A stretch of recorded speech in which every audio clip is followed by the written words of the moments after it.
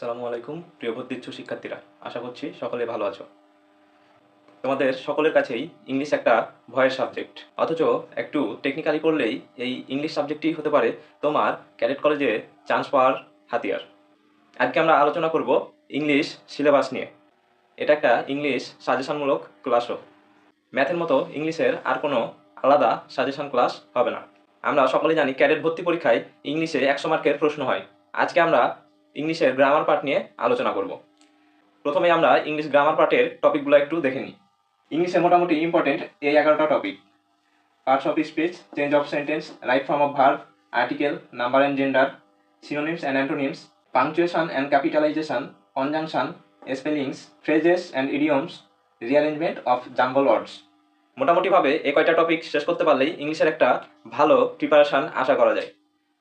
এখন আমরা এইসব টপিক থেকে কি কি পড়া লাগবে এগুলো একটু দেখি। আমরা প্রথমে আলোচনা করব পার্টস অফ স্পিচ নিয়ে।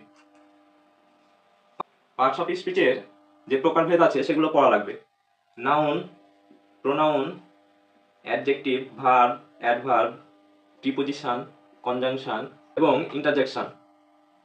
এখন তোমাকে একটা সেন্টেন্স দিয়ে দিতে পারে, তারপর যে কোনো একটা ওয়ার্ড আন্ডারস্কোর করে তোমাকে প্রশ্ন করতে পারে এটা কোন পার্টস অফ স্পিচ, অথবা কোনো একটা ওয়ার্ড দিয়ে দিবে, তারপর সেটার অ্যাডজেক্টিভ বা ভার্ব, অ্যাডভার্ব এগুলো জানতে চাইবে। তবে সাধারণত একটা সেন্টেন্স দিয়ে কোনো একটা ওয়ার্ডের নিচে আন্ডারলাইন করে সেখান থেকে প্রশ্ন করে এটা কোন পার্টস অফ স্পিচ।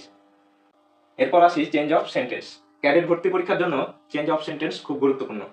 আমাদের এখান থেকে অ্যাফার্মেটিভ, নেগেটিভ, অ্যাসার্টিভ, ইন্টারোগেটিভ, মূলত অ্যাফার্মেটিভ থেকে নেগেটিভ বা নেগেটিভ থেকে অ্যাফার্মেটিভ, আবার অ্যাফার্মেটিভ থেকে অ্যাসার্টিভ, অ্যাসার্টিভ থেকে অ্যাফার্মেটিভ, অ্যাফার্মেটিভ থেকে ইন্টারোগেটিভ। সাধারণত এসব থেকে প্রশ্ন আসে। অ্যাফার্মেটিভ, নেগেটিভ, অ্যাসার্টিভ, ইন্টারোগেটিভ এগুলোর মধ্যে যে ইন্টারচেঞ্জ হয় সাধারণত এগুলো থেকে প্রশ্ন আসে। এরপরে আমরা করতে পারি voice, degree, simple, complex, compound. প্রায় প্রশ্ন করো ভাইয়া সিম্পল কমপ্লেক্স কম্পাউন্ড পড়বো কিনা, ডিগ্রি পড়বো কিনা, এগুলো তোমরা পড়তে পারো, তবে এগুলাই বেশি ইম্পর্টেন্ট, এখান থেকে বেশি প্রশ্ন আসে।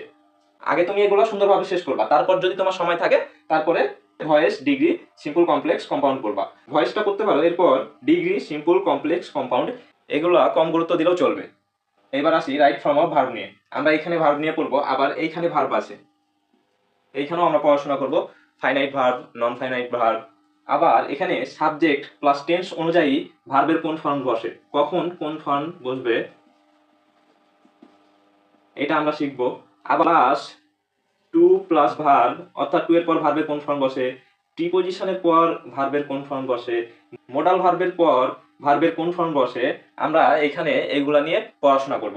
এরপর আসি আর্টিকেল নিয়ে।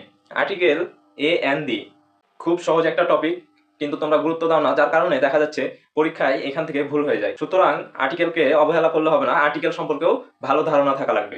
এরপর আসি নাম্বার আর জেন্ডার নিয়ে। এগুলো তোমরা পড়াশোনা করেছো, তবে তোমাদের ক্যাডেট ভর্তি পরীক্ষার জন্য অতটা গুরুত্বপূর্ণ না। এরপর আমরা 6 নাম্বার আর 9 নাম্বার টপিক একসাথে করেছি, সিনোনিম, অ্যান্টোনিম আর স্পেলিং।